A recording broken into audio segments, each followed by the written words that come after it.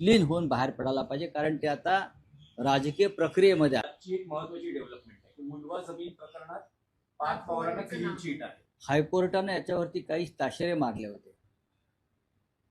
हायकोर्टानं या सगळ्या प्रकरणावरती काही ताशेरे मारले होते आणि ते सहज पुसले जाणार नाही.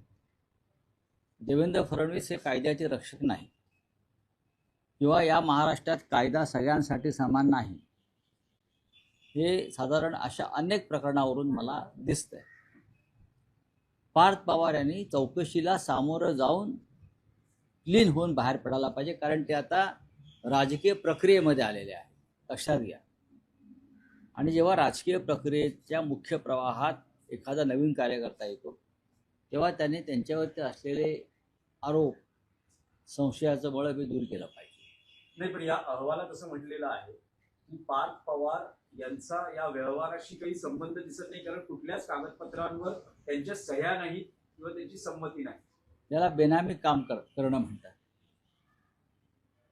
कायदेशीर भाषेमध्ये याला बेनामी व्यवहार म्हणतात, कायदेशीर भाषेमध्ये.